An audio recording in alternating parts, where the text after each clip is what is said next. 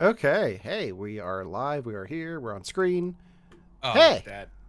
let's Hi. let's Hey. just get right into it because Ready. I've got a lot of things to talk about. Um, Yeah. Hmm. hey everybody, welcome to You Have to Watch This podcast. I'm Alan, I'm Ryan. And I'm Devin. and today we're continuing our journey on some of our favorite films from the year 2022 with Ryan's pick, All Quiet on the Western Front. But before we do that, we like to talk about things that we've watched in the past week in pop culture. This week we all have something. I have to be I have to be the show off and have two things to talk about. Look at you go. But the first one I'm going to start us off to this week with a film that's kind of relevant to today's holiday. We're recording this live on Monday, which is Martin Luther King Jr. Day. And I'm going to say this, and you're going to be like, "Wait, why?"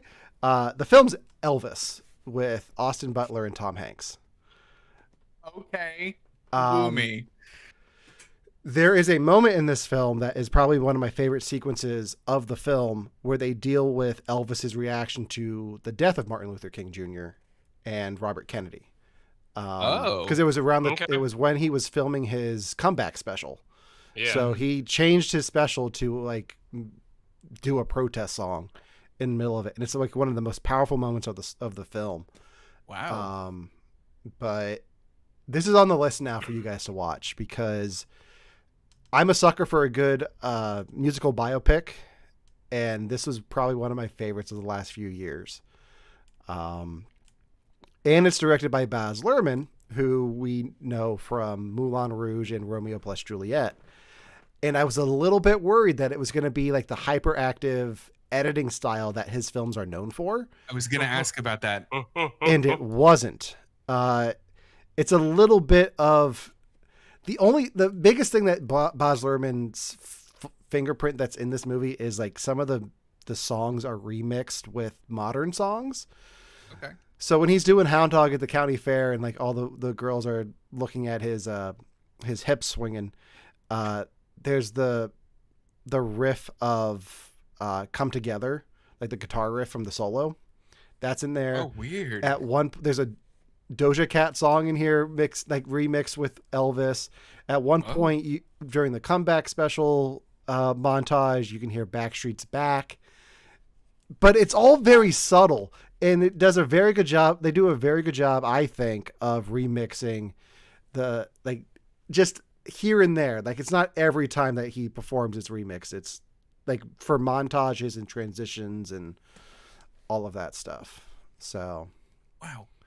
So I know there's a song in that I'm actually really interested in, and I don't know if you caught it because I don't know the name of the song or where it is, but I know that the band Måneskin, they're an Italian rock band, does a song specifically for this movie. And that's like my biggest draw to this movie because like Baz Luhrmann alone doesn't like make me want to do it, but I really like Måneskin. And I was wondering if that song was during a memorable moment. I can look it up if you don't remember. I don't okay, so they do a version of one of the songs that I'm talking about in that comeback special. Oh, okay. If I Can So Dream. yeah, because Yeah. that's the protest song. So I need to listen to that on the soundtrack. I don't. That's not in the movie, but it's on the Okay, soundtrack fair. along with Stevie Nicks, Chris Isaacs. Ow. Yeah. Eminem and CeeLo Green have a song in the end credits. Did not expect that. But it's a great tribute to Elvis. I'm not a huge Elvis fan, but I really enjoyed this song or this film, and I've been listening to the soundtrack since. Okay. So That's what I've been waiting for to hear someone say to get me interested in it. mm-hmm. Yeah, The soundtrack. Well, no, I mean that. Hey, I'm not that big of an Elvis fan. Yeah. But it's good. I've been waiting for someone to say that, and so far up until now, I've only heard people go, "Oh, I love Elvis. This was perfect." Okay, fair. And I am not. I've got other issues with him. Yeah. But yeah. Well, If it's I good, also then, yeah, I'm good. yeah, I was really impressed with how they handled his reaction to the Martin Luther King stuff. So that's why I brought it up first Nice. today. Yeah. But I do want to say part of the reason I watched it this week is because of the passing of his daughter, and Yeah, right. Yeah. that made it a little bit harder to watch the scenes with her. She's very little in it, so, and she's not in it much, but Mhm. it's still like you look at everything that happens in this and you're like, oh wow. Plus Tom Hanks is a villain. Whew. Is he good as a villain? Yeah. Oh wow. I mean, okay. the only other time he's played a villain is Woody in Toy Story. So. Oh, wait a minute. Am What I- is a villain in Elvis's life? Is it like bad record producer? It's his manager. I'm Oh, not going to say okay. much. Yeah, his manager is pretty messed up. So I didn't know that. I don't know anything about Elvis's life, to be fair. okay. Yeah, I know that he's not dead, and I know that he's currently doing state fairs in Iowa. No, I That's think really at all I this know. point he is. I mean, His wife's not. yeah, but That's fair. uh, if you look at the year that he was born versus the year that she was born, that makes sense for her to be alive. Not so much for him. So Also that's- fair. that's all I'm going to say on that topic with between him and his wife. Yeah. Okay. Moving on. I forget what I pulled next. It's Devin. Devin, what did you watch this week? Right. Yeah. Oh, I watched the 2002 movie The Menu, directed by 2022. Nope, 2002. The 2022 movie The Menu, with directed by Mark Malloy, stars Ralph Fiennes, Anna Taylor-Joy, and Nicholas Hoult. Do you guys know anything about this movie before I start talking about it? I know very little. It was between this and Elvis the other night. So Oh boy, Okay. Ryan. Kristen really wants to see this movie. I've seen the trailer like 3 times. Yeah. I am very much interested in it, but this is one of those movies that like is on one of our back burners to watch together at some point. So Okay. I'm going to assume that might be happening sooner rather than later. It will. It will be happening sooner. I'm definitely going to get you guys to watch this. There's one thing about this movie that I didn't know going into it, and oh boy, like I wasn't ready for it, and it like, had I known this going into it, which is why I want to rewatch, had I known this going into it, I think I would have appreciated it a lot more, and not just, wow, this movie's weird for like 2 hours, but one of the producers of the movie is Will Ferrell. This is a horror dark comedy is what it is, and that's all I'm gonna say about it to prep you guys for it, because I don't want to ruin a single second of this movie for you. Yeah, the trailer screams dark comedy. Oh my Just absolutely gosh. screams dark comedy. So there were times I like sat there and I'm like, that was a really funny scene. Why did I not catch that it was funny when that was happening? So yes, Okay. I cannot wait for both of your reads on it. Oh boy. I'm excited Okay. to check that out. Good. Ryan, how about you? What do you have? Okay, so I have Pray for the Devil, which is, again, a 2022 movie. Kristen watched it, loved it, was like, you're going to like this. I was like, okay, because I trust her judgment on this, because she's like my filter for this type of stuff. And it is on my top, like, I don't know, top 7, top 6, however many of my favorite exorcism movies I've ever seen. It's one of them. Wow. Is at this point. To read the like one sentence thing that IMDb has, a nun prepares to perform an exorcism and comes face to face with a demonic force with mysterious ties to her past. It's basically the whole thing about like a woman in the Catholic Church doing something that no other woman has done for like 600 years. And the guy from Resident Evil, the one that gets sliced up into little cubes, if you know what I'm talking about, that Nope. actor. I know what I do. I just can't picture his name. I know exactly Okay. who you're talking about. Okay, he plays like a exorcism professor. So there's this whole like Catholic Church teaching priests how to do exorcisms. She inserts herself in that process because she has a connection with like the victim, or as what they call the patient, because they definitely throw a medical view on this as well. Interesting. Okay. So like they're in a hospital that the Catholic Church runs, and it's a Oh. legit hospital because they try to do everything medically they can before they get to exorcism. Sure, that's fair. It I is. kind of like that. It's going on the list at some point. It Good. might be in like 6-7 months before I get to it, but it's definitely going on the list. Yeah, save Okay, it for like yeah. Halloween. So So I've got many horror films coming up, Alan. So I mean, there's gonna be, believe me. I like a Okay. good horror movie. I'm excited. I watch horror movies when you make me. So we talked a lot about films from 2022. I'm going to take it back a bit. As you guys know, as you both know, I've been rewatching Star Trek: The Original Series. Yeah. I finished that last week. Wow. So I watched commend Star Trek. you. I watched Star Trek: The Motion Picture Director's Cut. What was it? So I've seen this movie before, and I want to talk. I have some thoughts on it. Having watched the original series. One, Okay.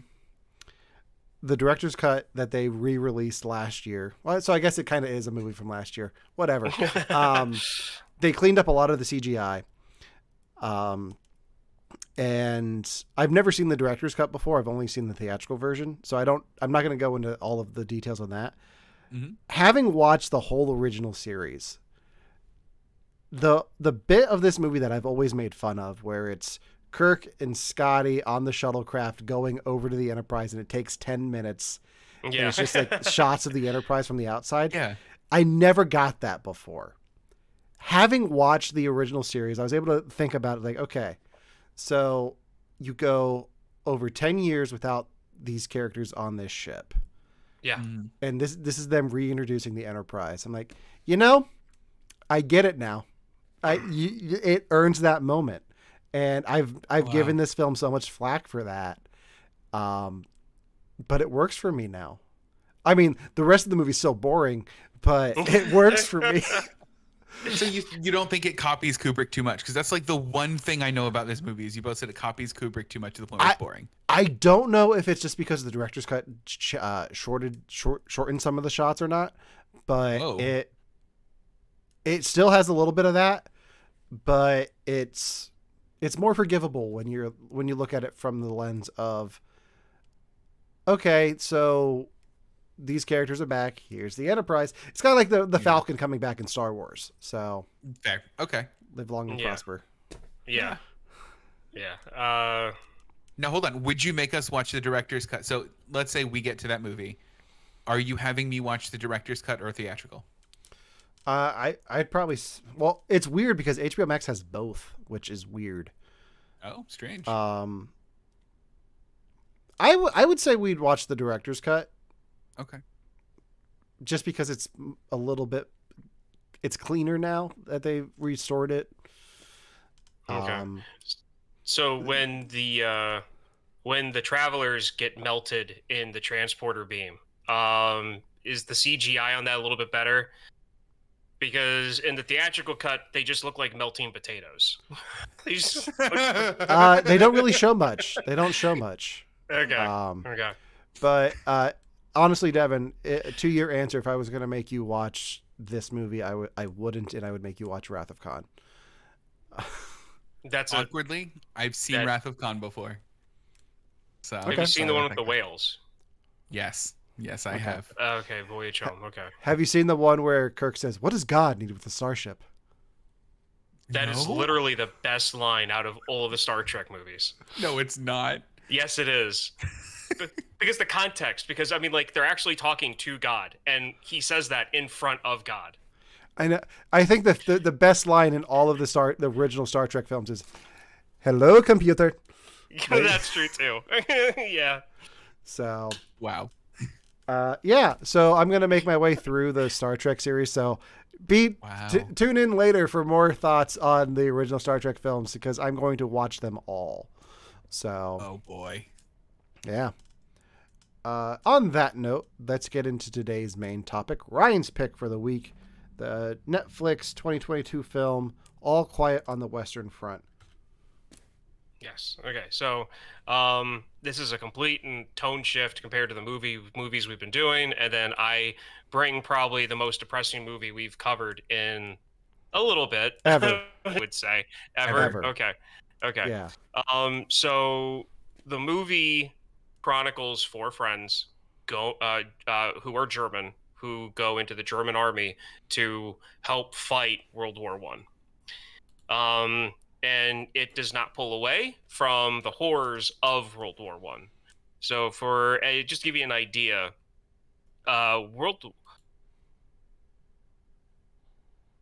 combat tactics was still stuck. It was still closer to Napoleonic tactics, where a bunch of men walk up with rifles, stand in a line, and shoot, and then they just walk closer and closer to each other until one side was completely diminished. They were still stuck in that mindset when this war started. But they had, I mean, not modern for our standards, but like modern technology when it comes to weapons, and it was just horrific what ended up happening. And this movie on the Western Front chronicles probably the worst part of the front lines. It was a movie that I saw a trailer for. I had no idea that it was a foreign film until I actually started watching it, and I caught some of the lip I guess the lips. I want to say lip syncing, dubbing. but that's not it. The dubbing. Thank you. I lost the word for a second. And I was actually pretty.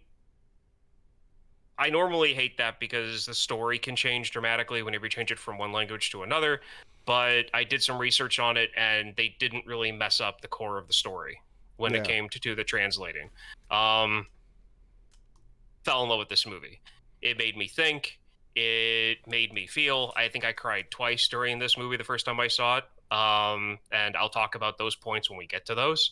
But how was your guys' experience watching this? Devin, Go first, Alan. you go ahead. Okay. I haven't. We'll get to all of it. I have so much to talk about this movie. I even have an alternate title for this movie. But this movie like wrecked me. Like this movie like ruined a whole day of my life. It was so good and so well done, but then afterwards I just like was sad.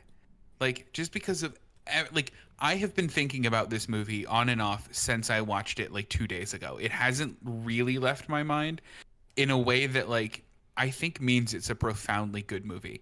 Yeah. I don't know that I will ever watch this movie again. Like, but loved is such a hard word because of how like unflinchingly it shows some of its graphic nature and some of its nonsense. But like I really enjoy this movie. I encourage everyone to watch it at least once. I think the German voice in World War I is a challenging voice to base a movie on. Mm-hmm. And I mean, I know that it's based on a book, and I know that it's based on this is a remake, but like it's a challenging voice, especially to gain sympathy for these characters. But like it's worth the watch 100%. And I don't know if I could watch it again. Yeah, I think I'm in the same boat. I've never seen the original film adaptation. I've never read the book and never saw the remake that they did in the 70s. But when I brought this up to my wife, like saying, "Oh, hey, I have to watch this for the podcast," she's like, "Oh, they remade that? Like, why?" Because it's such a brutal story, and I think the film does a great job of showing the horrors of war with modern filming techniques that you didn't have in 1930 because it was 1930. And if Babylon taught me anything, they didn't know what they were doing with film and sound back in 1930. Fair. But here, like, it's like 2.5 hours of the opening scene of Saving Private Ryan. It's like that kind of brutal for like the whole time, and it was a hard watch. And I almost like held off on watching it until today because I thought when it said it was in German that the Netflix was going to play it in German. I didn't realize it was dubbed until I started watching it. Oh wait, did you guys watch it in English? Yeah. Yeah, that's how it starts. That's the way it's set.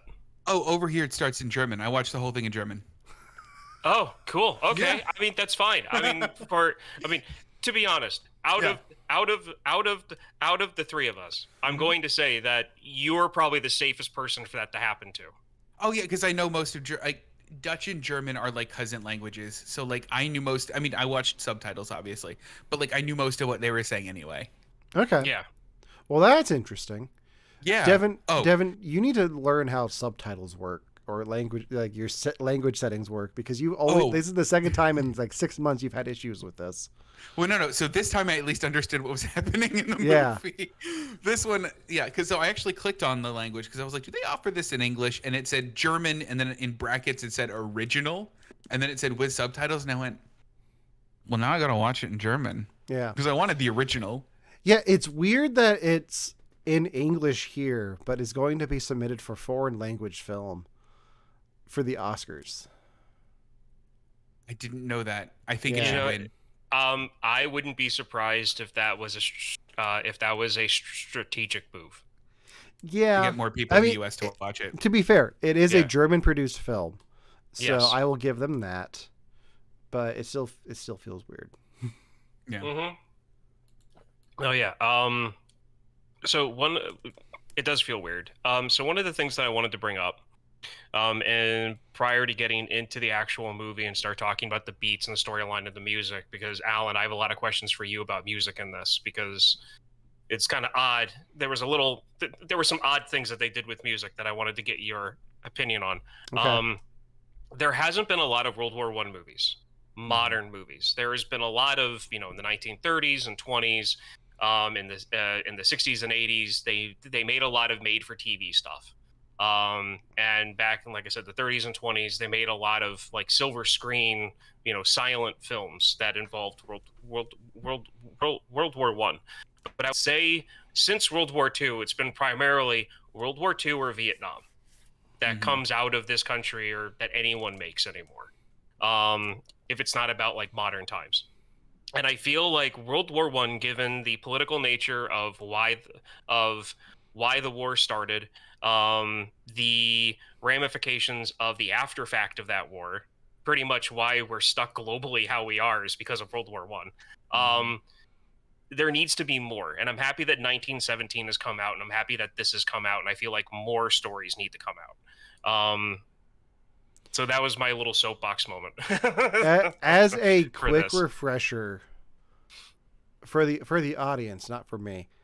Yeah. What was the conflict in World War II? I know it starts off with the assassination of the Archduke. Yes. What were they fighting for? Okay, so there was a lot of stuff going on where that assassination happened, and I should have looked this stuff up, and I didn't, and I apologize. So without the names of countries and empires and regions and territories and colonies, which is how the world was set up back then. That's why I'm just asking for like the overhaul. Yeah. Overhaul. So Germany, the German Empire had pretty much an agreement to protect said country. Yeah. That this assassination happened in. So when this assassination happened in, the leader of Germany got the message, and he's like, "Okay, well, send a regiment over, sure, to help them out with their Austria." It was Austria. Yeah. So let's send a regiment over and help them with their little civil war that's going on. And then the country that was backing the opposition in Austria had ties with other countries that had the same thing. So then those countries were like, oh, look, they need help, so let's send people over. And then before you know it, countries that were aligned with France, aligned with Britain, were fighting German troops because Germany sent over troops to help with that. And it was the reason why the world started. One, there was a lot of, lack of a better term, racism going on. A lot of that was tied into policy. And communication wasn't that really wasn't circulating that well. So you had France sending troops over to fight, one country when they thought they'd be fighting that country, when in fact they were fighting German soldiers. So I asked myself this question about halfway through not even halfway, I'd say about 3/4 through the movie. I went, because like I kind of understood all of that like going into the movie because I remember like very rudimentary things about my kind of basic English course. But halfway or about 3/4 of the way through the movie, I went, was any of what they were fighting for worth this? No. Because like I mean, I know that's what the movie's going for, but like no political alliance is worth what that nonsense turned into.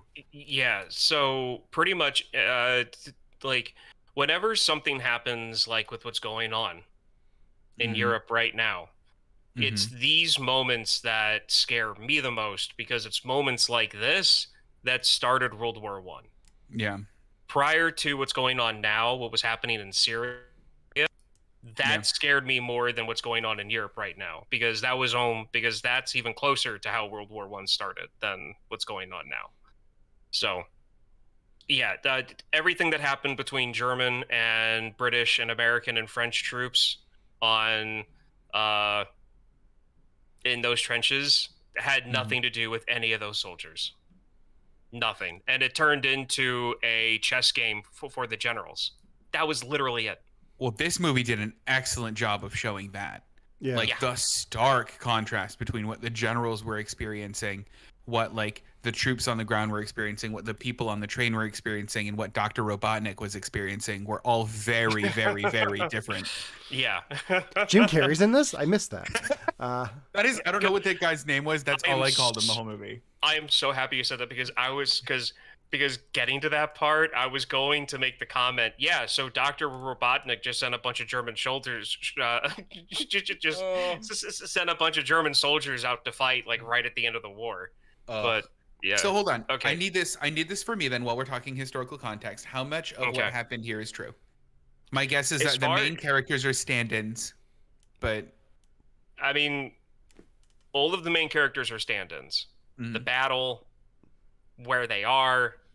all of that happened. Okay. Gross. Everything Awful. on the train, on the train happened. Hold on. Were the croissants stale? I have no idea. Like, you're looking for historical context. I'm giving you context. I don't, a stale croissant. Just being a jerk. Granted, though, a French general back then, I highly, highly expect them to say something like that. Would be like a German soldier complaining, Dr. Robotnik complaining about cold sausages. It's give or take. To be fair, that was still one of my favorite parts of the movie because it made me not like him even more. Because it was intercut with this awful, awful scene, and he's like, "Are these croissants stale?" And I'm like, "Get out of here! Get out of the train!" Yeah. Oh wow. Okay. So, I watched the movie again today. This is like the second time I've seen it in like a month, and kind of tough to watch a second time. So I didn't really watch most of it a second time. I kind of like walked around and listened to it because it's hard. It's a hard movie to watch. Yeah. So when the movie opens up, they open up on just Alan, just like you said, Saving Private Ryan. They open up with the soldier doing a charge. Personally, I don't care if it's copycatting. I don't care if it gets stale, if it gets repetitive and people expect it. I feel like when you're opening up a movie to that's a war movie that's set in a war that happened more like 80 years ago, I feel like this is a good standard to kind of get people in the frame of mind of this is how it was back then. I mean, it's the same thing Star Wars does. Like, it always opens with a battle. Yeah. So, how effective was that they followed the jacket? Oh, that was insane. What a good choice. Oh my, gave me chills. Yeah. Because you're charging behind them. Like, I absolutely love it. Like, I love that decision. It puts you right in the battle with them. But even like after the battle, like you follow them washing the jacket, repairing the jacket, shipping the jacket back, and then you watch the main character pick up the jacket and go, "Oh, there's someone else's name in here." And then you watch them blatantly lie to him. "Oh, it must have been too big for him." And rip the tag off, and that guy's now nothing. Like, ooh, yeah. dang it. It, This, yeah, and it sorry. does a good job to show you what kind of propaganda they were feeding the Yeah. soldiers as they were going out, like deceiving them about what kind of war situation they were going into. Um, and it does a really good job of setting the audience up to know what kind of like what this character like helping you follow this character's journey through the film, like from that start. Oh. Yeah, and seeing seeing it a second time, I have a lot more empathy for some of the German officers and characters that they showed, particularly the guy that hands him his uniform and then rips the tag off, the name off the coat. Prior to him calling the name up, that character has grief written all over him. Mm. He's breathing, his breathing, his body language. He is sighing. You can tell he doesn't want to be there anymore, and he's just going through the motions at that point. And you can only have so many sympathy for someone in that position. But yeah, like watching it a second time, I caught some stuff like that I missed the first time because Devin, I was right there with you the first time I saw this. Yeah. I was like, yeah, no, that's just a number. That's just going to be another, name. That's just going to be another name and year that someone in an office that they show reading off of dog tags to do the casualty count. That was another good thing I think that they did in that scene, because it was just maybe 45 seconds of him just like trying to clean off the dog tag and read the name and the year. So then I do have to ask for both of you then. I was watching this movie with my mom, and in the middle of it, she goes, this is horrible, but they did this to themselves.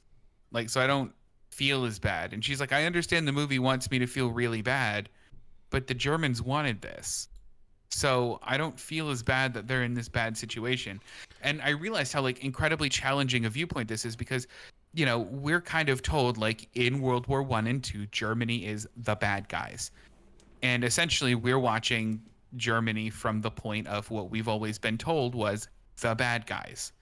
Was that hard for you guys to watch? Was it harder to empathize with the characters and what they were going through, or did it not matter? I mean, for me, it's still like the soldiers aren't the bad guys. They're being manipulated into this war. They don't know. Like, it's the higher ups that are the bad guys, like not the ones sending them out to war. They're the ones who are the villains of the story. The soldiers are just the soldiers.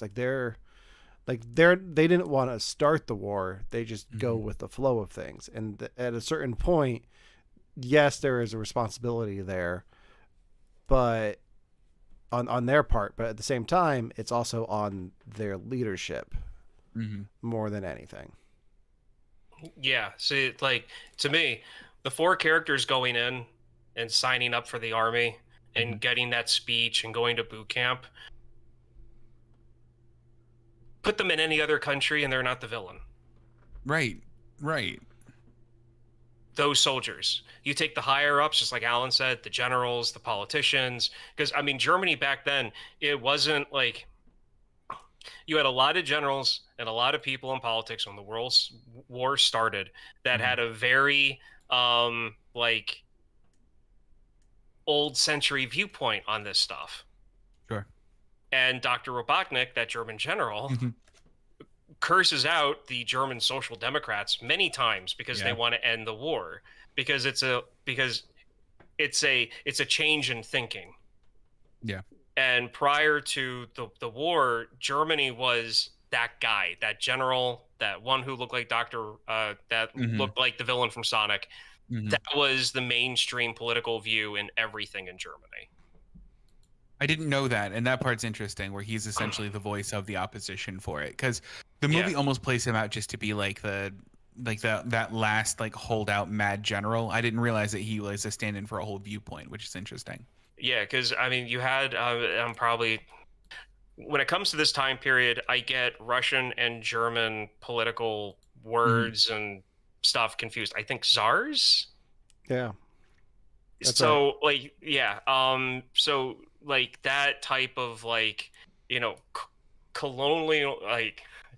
colonialism, royalty, like the old guard, honor and duty and sacrifice, and you're talking, like 1890s, 1880s Europe, Yeah.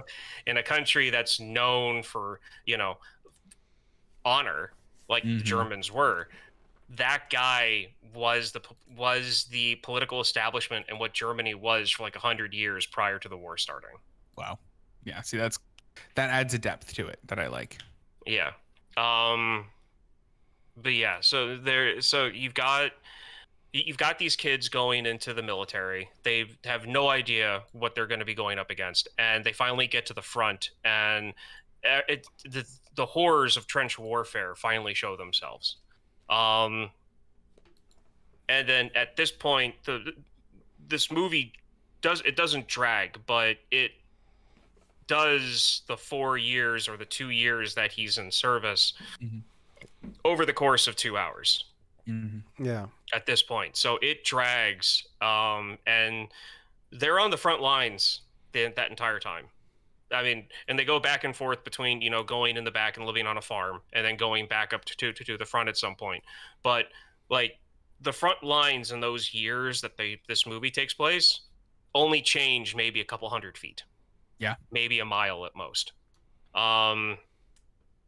So at what point did you guys start to like really connect to the characters in this? Because I feel like for me, it was when the whole fiasco at the farm and the goose.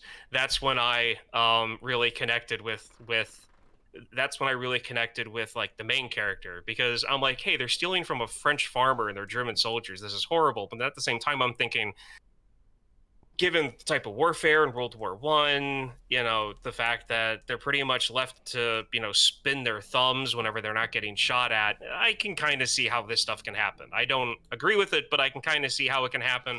So I found it funny. And that's when I really connected with, that character. At what point did that happen with you with any of them?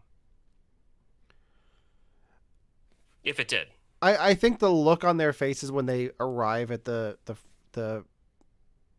front, and the doctor is like, we need your trucks, and like they realize that this isn't going to be all for the glory as they think it's going to be.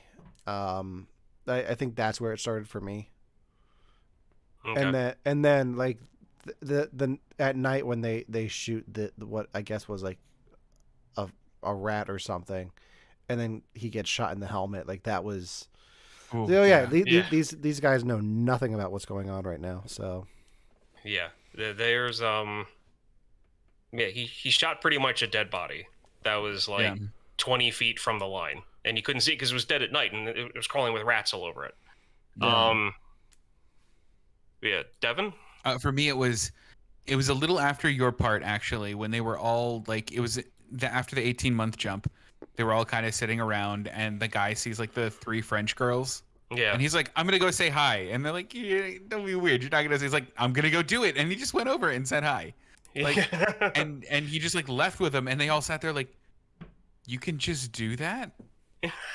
Like, I don't know. It was like that, like very human moment, because like, I don't know. Up until that point, I was like, yeah, they're in over their heads. And then, like, at that point, I feel like they started to show more of their human sides. Is when you saw the one guy was, like, keeping that bug in his little Matchbox case. And, you saw them, like, interact as, like, human beings. And I was like, oh, I kind of like them now. Dang it. Yeah. And, like, because you've got to... So they probably all went in when they were 17, 18 years old. I think they mentioned they were 18... during the sign-up process. Yeah. 18 months later, like none of them are 20 years old yet. Yeah. Except for the one guy that they meet on the line. He's probably 21. He's probably 20. Is it Cat? Is it Cat? The one that tells them to stick their hands in their underwear. Yeah. Because their hands are cold. Hey, yep. Don't you guys laugh. I did that in Boy Scouts. I was on a 0-degree camping trip. Okay, it was the only way to keep my hands warm. You know what? I'm not surprised. I'm not gonna make a joke. So I want to talk about something about this movie that affected me a little bit. That I want. Okay. that I can't back up. I don't have the proof of this, but Mhm. I don't know if you guys know this. My last name's German. What? Yeah. Devin, is yours as well? No, it's Scottish. Scottish. Okay. My Yeah. mom's maiden name is German. So Mm. like my family's name at some point was Von Kram, and I had the realization watching this movie that I probably have ancestors that fought and died in this war, but I can't find any information on that online. I did find information about a tennis player who I'm very interested in learning more about because it's a very fascinating story that I'll send you guys the Wikipedia article about. But even that was from World War II. But yeah, so like watching these soldiers, like I kind of like thought like that could have been like my great great grandfather or something. Like it's not that long ago. Like this is just over 100 years ago. Like, and I was like on 23andMe looking to see if I could find like any family over there. And it's weird. I couldn't find anything, but Wow. just having that realization watching this, like, oh wow, that's crazy. So Yeah.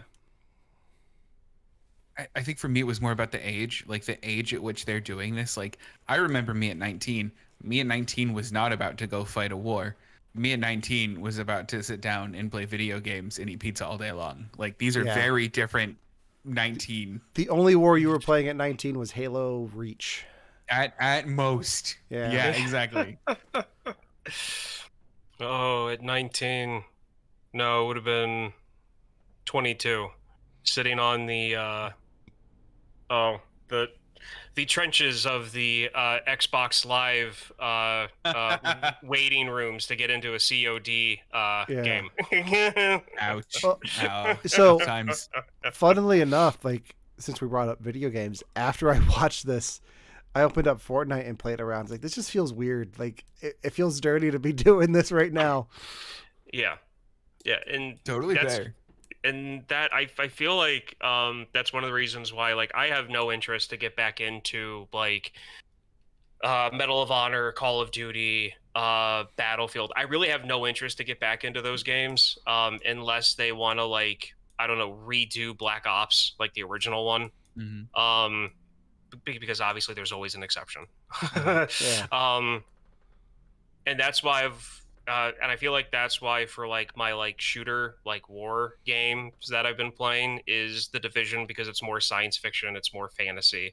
Like it's not really like a classical war setup. It's more of just like the downfall of society Yeah. and trying to like live in it. Because of movies like this and Saving Private Ryan, in 1917 and a few other movies that I've seen like in between then, I can't get the same enjoyment out of it as I did, like prior to like having kind of that realization and that Well- kind of like critically thinking about the context of what I'm doing. Yeah, and those like let's say Call of Duty for example. Like I remember playing that when it was World War II and even World War One. Like you'd go through with like a musket and like shoot the guy in the sub and then go into the sub. But now like with Warzone and just the multiplayer, like it's become so toxic. And not even just the gameplay, just the people playing it, the way they interact with each other is toxic. And it's like some of it's funny to watch, like people like messing with like proximity chat in Warzone seems funny as hell to me. But I don't play it because one, I don't have time, and two is I'm not good at it. So Well, I mean, the thing is, like, as an abstraction from this, though, like, what I had in the back of my mind is that one of my favorite, like, pieces of war media in a long time has been Band of Brothers. Have you guys seen that? Yeah. No. Love. What? Okay, we're gonna have to talk about that. Love Band of Oh. Brothers. Absolutely love it. But in the middle of this movie, I got a little bit mad at Band of Brothers for being almost irresponsible with war. Because I feel like to not portray war like as being this awful it's almost like glorifying it. And I almost got mad at Band of Brothers for essentially glorifying like war as a way to advance yourself and as a way to become a famous person is go through a war. And that feels irresponsible to me after watching this movie. Well, it has to do with the mission statement of what the piece is, though, because like you look at something titled Band of Brothers, having not seen it, I can assume that that's about the relationships of the soldiers in the battles, like behind the scenes. Like that's what it's about, right? Yeah, I mean, yes, and it does a good deal of showing leadership in stressful situations. But I mean, yeah, absolutely right. It's about brothership through war, and that's why, because there's a scene where Winters shoots a kid, and he has to go on leave for like 3 weeks in Paris to get over it, to get back on the front line. So I mean, they do show that type of stuff. And kid, I mean like an 18-year-old German soldier. You're right. That smiles at him. Like that's what I'm referring to. I will say though, I feel like there's enough war films and war series that do dive into the horrors of war, like thinking Platoon, Full Metal Jacket, both of which I haven't seen, but I can guarantee to take the war pretty seriously. Yeah. But then you have something like Tropic Thunder, which is like making fun of the war movies themselves. So I don't think you get to something like that for parody unless you have so many films dealing with the horrors of war. I guess that's fair. I guess that's totally fair. Yeah, the Band of Brothers is fine. It's good for what it's supposed to be doing. Don't get mad at it. No, okay. And to be fair, it's been a very long time since I've seen it, and I don't remember like a lot of the grittier like horrors of war stuff in it.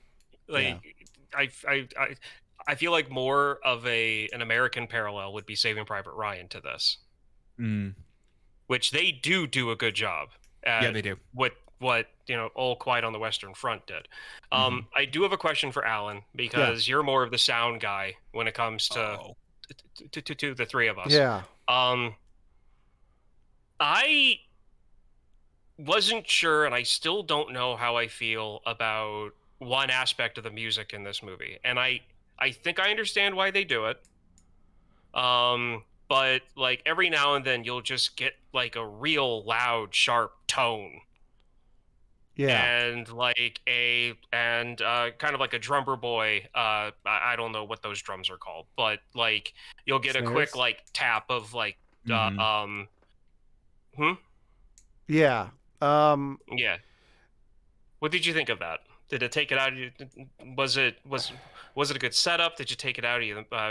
Would you take it out? Would you have done something different? It's very Hans Zimmer-esque. That's what I got from it. It was weird, but I enjoyed it. Like, there's not much more of a score to this. Like, there's not like a violin theme going through the whole thing. It's that, and I think that helps bring your attention back. Like, if your attention's wandering, like, it pulls you back into the story. Like, it makes you more alert. It makes it tense for you too. But I swear I've heard those notes before. Like, something else does that, and I could not place what it was. So yeah, because I mean, it happens at certain moments, and my second time viewing, and even towards the end of the first time I saw it, I started to realize that the sharp tone and then the snap of the drum were happening at like very critical moments in like the storyline, either before or after things were happening. Yeah, I mean, that's something I didn't pick up the first time I watched it, or I mean, the only time I watched it. But I was starting to like by the end of it, because I think one of the last times they do that noise is whenever, and Ryan, you had mentioned about this part, was when the general was like, "Do you guys want to leave the war as chickens or as heroes? Let's go do this really dumb thing." And then you heard like that, wah, wah, and I'm like, "Oh, this has to be tied to something." Yeah. And I was like, a rough theory of like, it's whenever like nationalism kicks in, it's whenever patriotism kicks in, it's whenever dumb decisions are made. I mean, it comes back to my supposed title for this movie. If anybody asks me what this movie like is, it's like a one-liner for the movie. My one-liner for the movie is just fuck around and find out. Is just this movie. Is anytime any character is like, we should do a thing, you can guarantee the thing's gonna end absolutely horrifically. Any time. Yeah. And Devin, that is why we're listed as explicit on iTunes. It's my fault. It's all my fault. Well, you know what? I actually was like this whole podcast. I'm like, should I call it like mess around and find out? And I'm like, we're explicit. I'm just saying it. Yeah. I mean, that's why we're listed as that. Like, we don't drop the F-bomb often, but when we do, we make it fucking worth it. There we go. So one of the things I mentioned before about trying to put this movie into context and about why like 3 million men died on that part of the front, like where the town, the stretch of the front line that this movie takes place in over the course of the war. 3 million people died alone. And this movie drove me to watch a few documentaries that are also on Netflix that are actually really good. And I think they're also German made, about tanks and warships. So I kind of felt like I was falling into the dad thing of like watching about watching, like military docs. But one of the things that I like the context when it comes to context about the film and just the way that what the soldiers experienced was the use of the French tanks when they came in. How they showed the German soldiers stop them was right.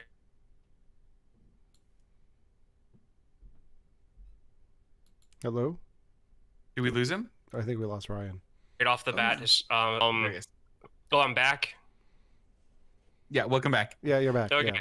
So one of the things that they did was they showed how the German soldiers actually stopped the tanks, how they would try to fight them.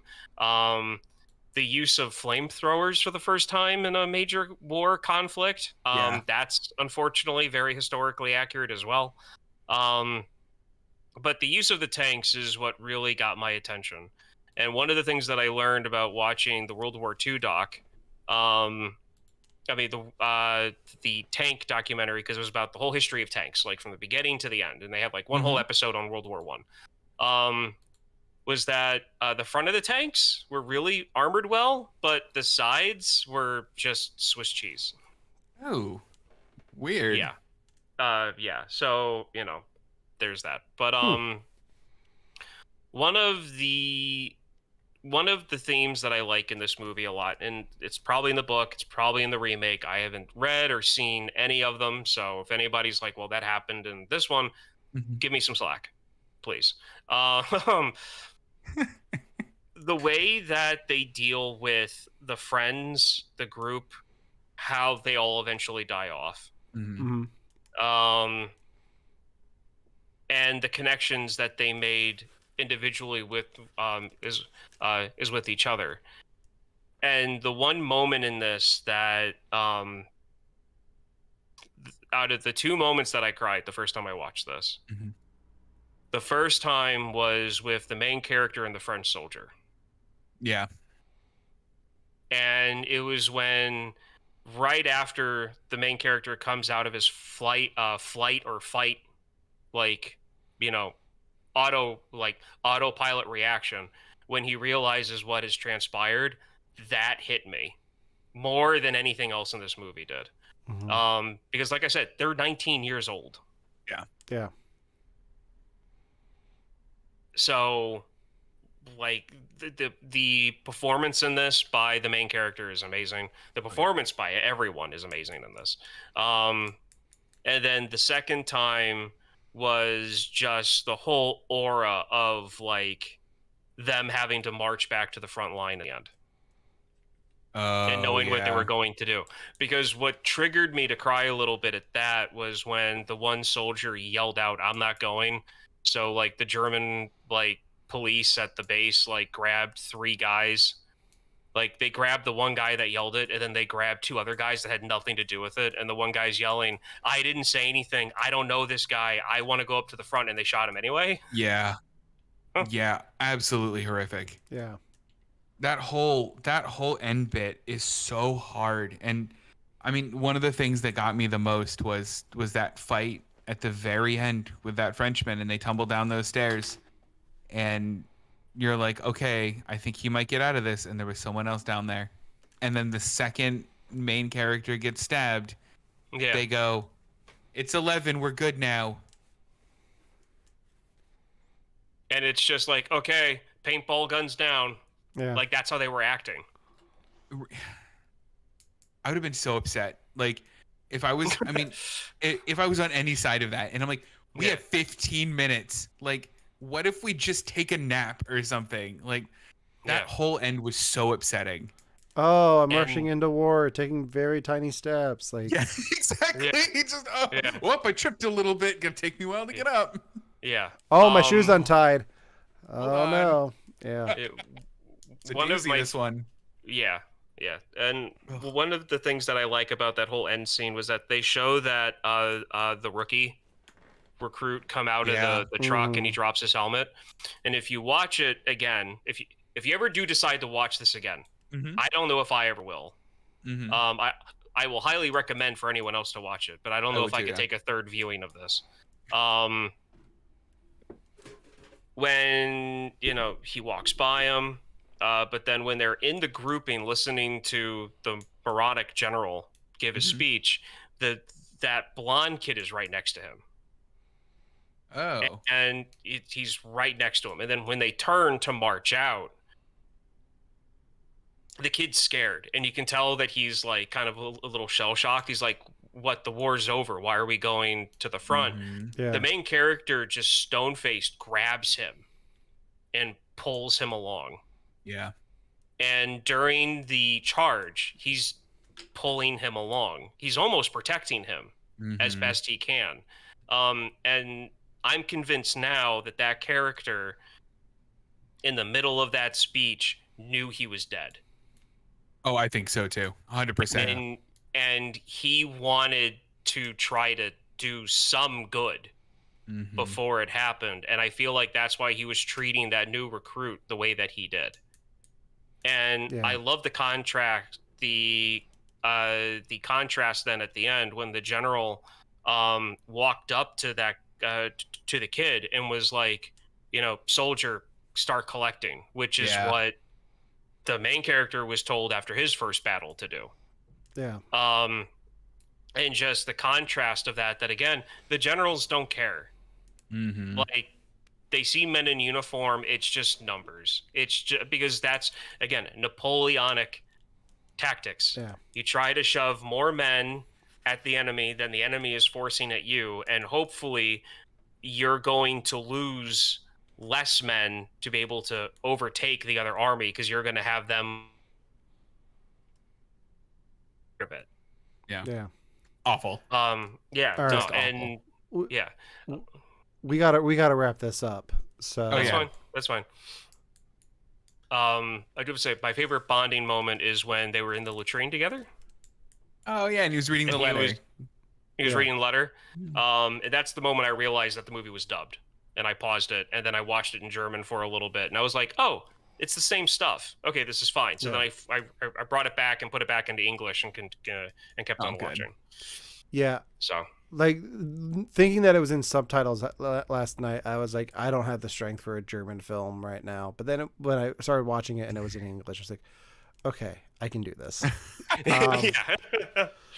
They didn't give them German accents in the English dub, did they?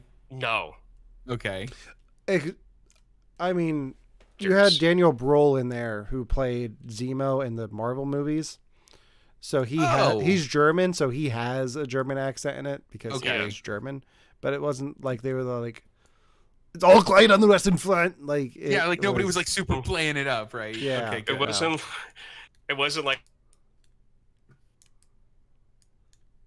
my sausage is cold. Exactly. Yeah, Ryan froze again. So Aw. I think I that's. think that means it's time. I Is think that- it's time. It's time to wrap this up. Yeah. So next week will be. That does it for our thoughts on All Quiet on the Western Front, because it's All Quiet on Ryan's front. He's I'm back now. Hi. Yeah. I Yeah. and I got off a zinger too. I'm so upset. I mean, it's still on your recording, so I'll leave it Yeah. in. Okay. We were pretty quiet in there, so. That does it for this week's episode on All Quiet on the Western Front. Devin, next week is not only your pick, not only my birthday, but it's also your birthday. So what's your pick? My pick is Glass Onion, a Knives Out movie. It pains you to say that, doesn't it? It really does. You I just think it's want- such a... Yeah, It's a marketing ploy. it's fair. Oh man, we're really going the gambit on like the on the emotional roller coaster here. Oh, wait until There's my a next common pick. theme. Wait until my Really? next. Oh yeah, I know Okay, what my good. next one's gonna be, because it's one that I'm surprised you haven't watched yet, and I'm just gonna make you watch it. Okay, good. You should. I'm Because excited. you're gonna have to watch it on your birthday weekend, which is like Perfect. my present to you. So stay tuned for that. But yeah, so next week we're gonna be finally talking about Glass Onion and Knives Out story, or mystery. Was it story or mystery? Oh, it must be mystery or something silly Yeah. like that. Because we didn't get to talk about it when it came out because we were on break. Mm-hmm. Just like Ross and Rachel, we were on a break. Good. Good. But until then, make sure to like us on Facebook, follow us on Instagram, subscribe to us on YouTube. We're going to we post all of our shows there. You can go back and watch them all. If you're watching us here on Twitch, our episodes are disappearing after a week because of the new Twitch guidelines, but we're going to keep streaming here. But all of our shows will be living on our YouTube page, where we're also live every week. So check us out there. Hit the subscribe button. You can listen to You Have to Watch This podcast on all major podcasting platforms. Spotify, Apple Music, Stitcher, Pandora, if you're into that. But It's yeah, amazing how that app fell off the cliff. Yeah. But yeah, our like highest viewed episode, highest listened episode last year was on Pandora. So Amazing. Thank you, Yeah. Pandora listeners. yeah, and it was an Avatar.